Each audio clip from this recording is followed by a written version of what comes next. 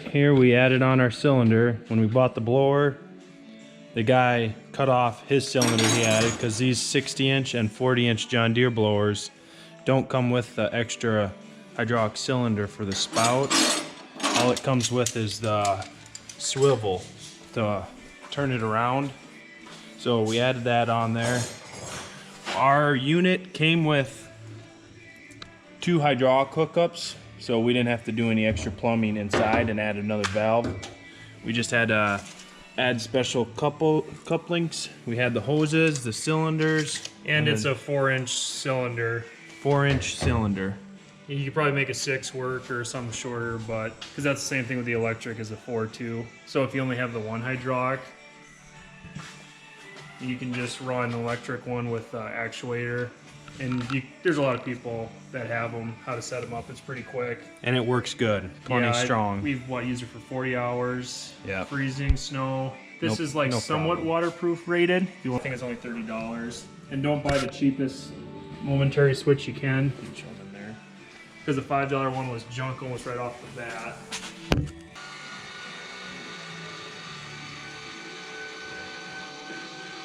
So it doesn't move quite as fast as the hydraulic one, but it works plenty good.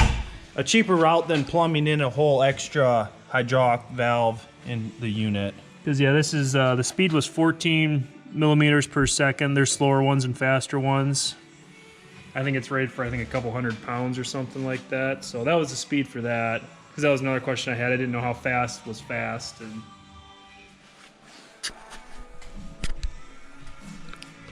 no, we haven't tested this out yet, so we'll bring it outside and see how it works.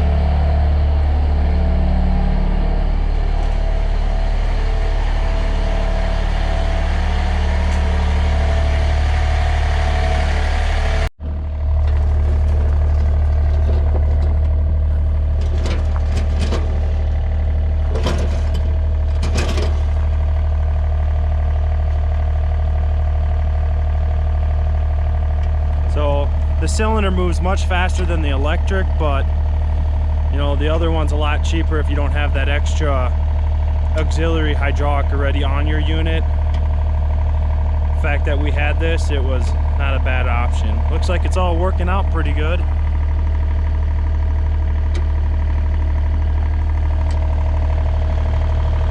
Doesn't look like any leaks down there.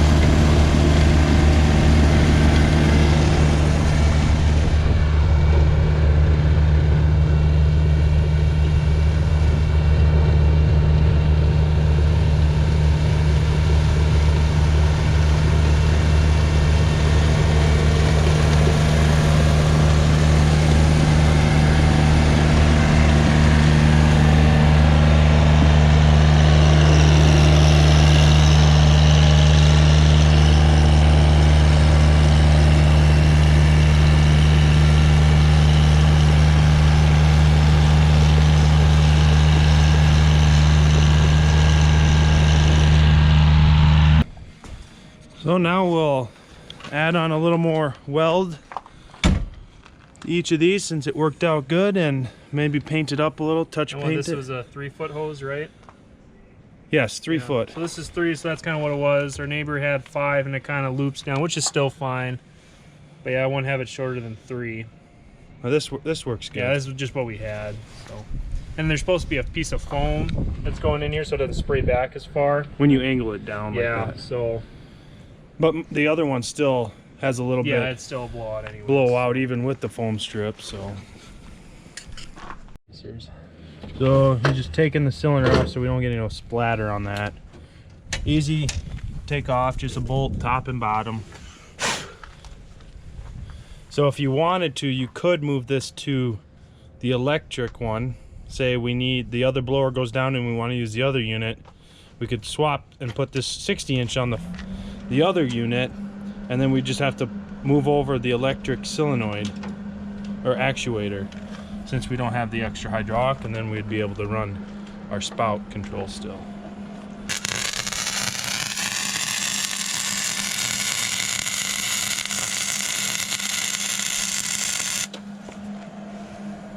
Don't look at my welds, they're not very good.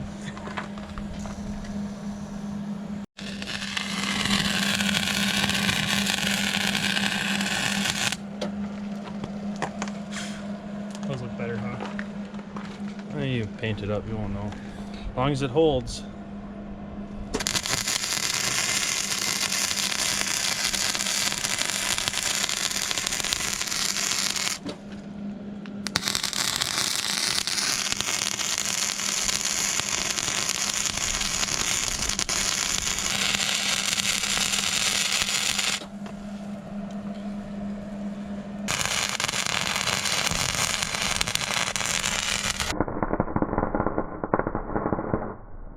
We got it painted.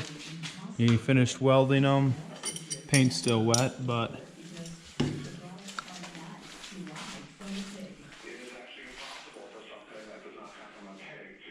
looks all right. Our neighbor, he did his a little different. He drilled holes on the side, had a bracket coming up and over, then he didn't weld to that, so you just needed to put your 2 bolts in on the bracket, and then he'd have the cylinder arm come to the bracket. Same thing down here, 2 bolts, bracket coming up over through the cylinder, then you didn't have to weld onto the chute.